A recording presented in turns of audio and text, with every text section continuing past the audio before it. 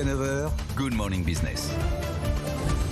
Alors on est avec le PDG de DHL France, Philippe Prétat, qui nous dit que ses algorithmes lui prévoient un jour record lundi 19 décembre, lundi prochain. Pourquoi est-ce que c'est ce jour-là où vous allez faire la journée record de l'année? Alors tout d'abord, bonjour. Effectivement, nos algorithmes nous précisent que lundi, nous allons livrer plus de 260 000 colis, qui est effectivement le jour le plus important de l'année. Pourquoi? Parce que pas mal de consommateurs français vont acheter ce week-end. Et donc, nous allons livrer. DHL, c'est le Père Noël. Donc, nous allons livrer effectivement ces colis aux particuliers, mais aussi aux entreprises la semaine prochaine. Vous êtes prêts? Aucun problème de recrutement, de logistique? On est prêt, vous savez, on existe en France depuis 1976, donc nos équipes sont bien rodées. On a chaque année des opérations qui s'appellent Tous Ensemble, où nous mobilisons des personnes dans les bureaux pour pouvoir aider. Ah oui, oui, tout à fait. Moi-même. C'est pas le moment de poser un RTT. Non, pas vraiment. Donc moi-même, je participe souvent en fait à aider, à trier des colis. Vous allez trier des colis lundi? Comment? Vous allez trier des colis lundi? Pas lundi, mais c'est prévu pour le mardi ou mercredi. D'accord. Alors, vous êtes un peu notre baromètre du e-commerce, puisque vous transportez une grande partie du e-commerce français. On était hier avec le patron de Rakuten pour la France. Il nous disait, les consommateurs sont au rendez-vous, ils consomment beaucoup. Est-ce qu'on a pour autant retrouvé le niveau de l'an dernier? Parce que l'an dernier, tout le monde faisait du commerce, que une partie des commerces avait été fermée. Est-ce qu'on est au niveau de 2021, 2022, ou est-ce que ça se tasse un peu? Alors ça se tasse légèrement. Il faut savoir qu'en fait, nous sommes à plus 35% de croissance en général dans notre période de fin d'année par rapport au reste de l'année.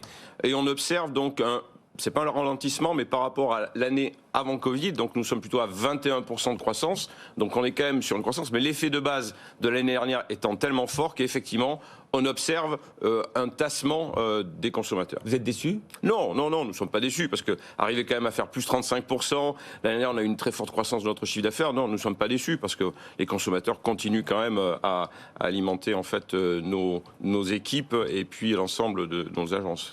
Partout en France, on arrive à être livré dans des délais corrects. Le maillage territorial fonctionne. Vous le disiez, vous êtes depuis très longtemps en France, mais vous êtes la poste allemande au départ. Mais partout, DHL va partout en France. Bien sûr, nous avons 55 agences en France, donc 49 opérationnelles.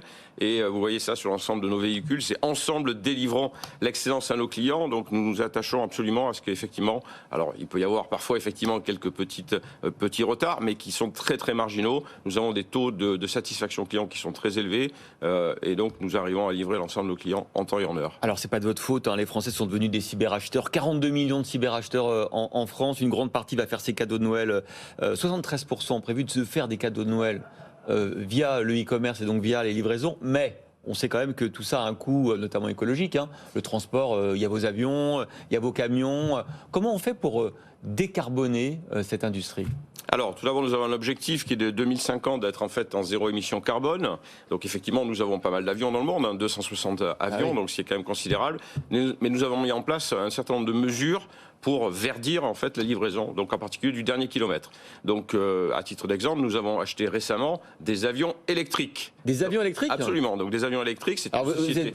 Vous les avez trouvés où, ces avions Alors, je vais vous expliquer. Donc, c'est des avions qui s'appellent Alice au pays des merveilles, une société israélienne qui s'appelle Eviation. Ah oui? Donc, nous en avons acheté 12 et nous avons déjà fait les premiers tests aux États-Unis. Ce sont des avions qui sont capables de voler pendant 440 miles nautiques, donc c'est-à-dire à peu près 815 km.